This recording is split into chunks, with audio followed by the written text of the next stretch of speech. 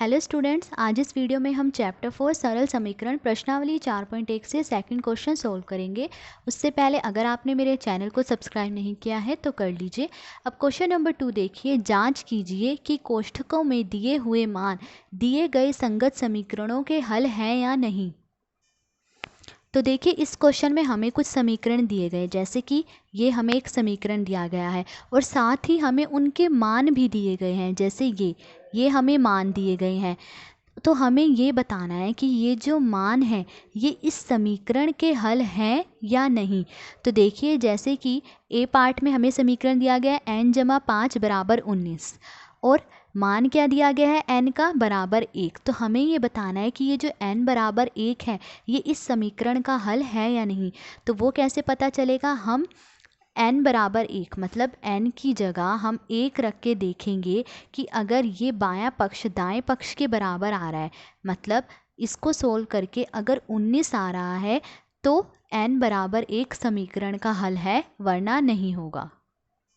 तो देखिए, जब n बराबर 1 है मतलब n का मान 1 दे रखा है, तब हम क्या करेंगे, बायां पक्ष कौन सा है, n जमा 5, इसमें हम n का मान रख देंगे। n का मान क्या है, 1, n की जगह हम 1 रख देंगे जमा 5। अब देखिए, 5 में 1 जोड़ेंगे कितना आएगा, 6 आ रहा है। अब बायां पक्ष क्या आ रहा है, 6, और दायां पक्ष क्या आ रहा है, 19 आ रहा है। तो ये 6 जो है 19 के बराबर नहीं है। तो इसका मतलब ये जो n बराबर 1 है ये इस दिए गए समीकरण का हल नहीं है। अगर तो बायां पक्ष दाएं पक्ष के बराबर आ जाता तो ये समीकरण का हल होता। तो इसलिए ये इसलिए का निशान होता है, इसलिए n बराबर 1 दिए गए समीकरण का हल नहीं है। ठीक है, ये था ए पार्ट। नेक्स्ट बी पार्ट देखिए, अब हमें ये समीकरण दिया गया है और n का मान -2 दिया गया है। अब हमें बताना है कि ये जो n बराबर -2 है इस समीकरण का हल है या नहीं। तो हम क्या करेंगे, n का मान बाएं पक्ष में रखेंगे, ये बायां पक्ष है और ये दायां पक्ष है। तो अगर बायां पक्ष दाएं पक्ष के बराबर आ गया, मतलब इसको सोल्व करके अगर 19 आ गया तो ये समीकरण का हल होगा। तो देखिए, जब n बराबर -2 है तब बायां पक्ष क्या है, 7n जमा 5, इसमें अब हम n की जगह क्या रखेंगे, -2 रखेंगे। तो 7, अब देखिए ब्रैकेट में रखेंगे, ये दोनों क्या है, गुणा में है, इसको हम ब्रैकेट में रखेंगे, -2 जमा 5। अब देखिए, इन्हें गुणा करेंगे, ब्रैकेट का मतलब क्या होता है, ये दोनों गुणा हो रहे हैं। 7 को 2 से गुणा कर देंगे पहले, 7 दूनी 14। ठीक है, अब देखिए 7 प्लस का है और 2 किसका है, माइनस का। तो जब प्लस को माइनस से गुणा करते हैं तो क्या आता है, -14। ठीक है, अब यहाँ आ गया -14 और यहाँ पे +5। अब देखिए, यहाँ एक माइनस का और एक प्लस का है, तो जब एक प्लस का और माइनस का हो तो हम क्या करते हैं, माइनस करते हैं। 14 में से 5 घटा देंगे, कितना आएगा, 9। अब देखिए, दोनों में से बड़ी संख्या कौन सी है, 14। 14 के आगे कौन सा निशान है, माइनस का, तो यहाँ क्या आ जाएगा, -9। तब देखिए, बायां पक्ष सोल्व करके क्या आ रहा है, -9, जो कि 19 के बराबर नहीं है, दाएं पक्ष के बराबर नहीं है। तो इसका मतलब ये समीकरण का हल नहीं है।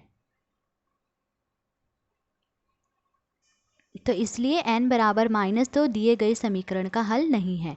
अब हम सी पार्ट सोल्व करेंगे। देखिए, नेक्स्ट पार्ट में ये समीकरण दिया गया और n का मान 2 दिया गया है। तो अब हमें बताना है क्या ये समीकरण का हल है या नहीं। तो हम क्या करेंगे, बाएं पक्ष में n का मान रख के देखेंगे। तो जब n बराबर 2 है तब बायां पक्ष क्या है, 7n जमा 5। अब इसमें n की जगह हम क्या रखेंगे, 2 रखेंगे। तो 7, ये दोनों गुणा में है तो इसको ब्रैकेट में रख देंगे, 7 ब्रैकेट में 2 जमा 5। ब्रैकेट का मतलब ये दोनों गुणा हो रहे हैं, 7 को 2 से गुणा करेंगे, 7 दूनी 14 जमा 5। 14 में 5 जोड़ेंगे, क्या आएगा, 19 आ रहा है। तो ये देखिए, ये बराबर है किसके, दाएं पक्ष के ही बराबर आ गया ये। ठीक है, ये दाएं पक्ष के बराबर आ गया बायां पक्ष, तो इसका मतलब ये समीकरण का हल है।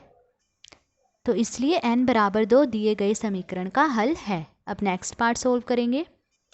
नेक्स्ट डी पार्ट देखिए, अब हमें ये समीकरण दिया गया और p का मान क्या दिया गया है, 1 दिया गया। अब हमें बताना है कि ये समीकरण का हल है या नहीं। तो हम क्या करेंगे, बाएं पक्ष में p का मान रख के देखेंगे।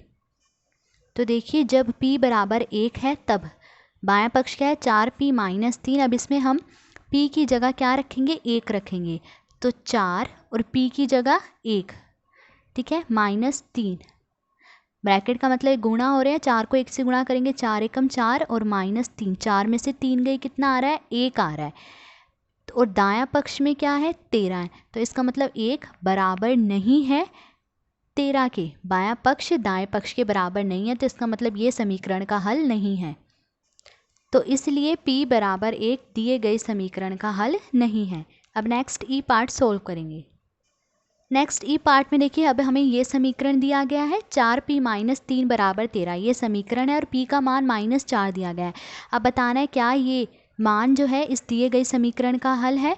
तो हम क्या करेंगे, p बराबर -4, p का मान -4 जो है बाएं पक्ष में रख के देखेंगे।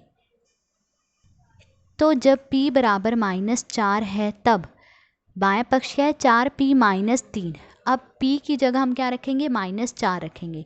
तो 4 p की जगह हम क्या रख देंगे, -4 फिर -3। अब देखिए ब्रैकेट का मतलब ये दोनों गुणा में है, तो पहले 4 को 4 से गुणा करेंगे, 4 चौके 16। अब देखिए ये 4 प्लस का है और ये किसका है, माइनस का है। तो जब प्लस को माइनस से गुणा करते हैं तो क्या आता है, माइनस आता है।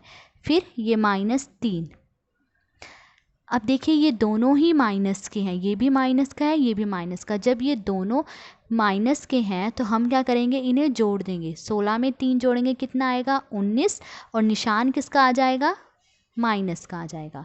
तब देखिए इसको सोल्व करके, बाएं पक्ष को सोल्व करके क्या आ रहा है, -19, और दायां पक्ष क्या है, 13। तो -19 बराबर नहीं है 13 के, मतलब बायां पक्ष बराबर नहीं है दाएं पक्ष के, तो ये समीकरण का हल नहीं है।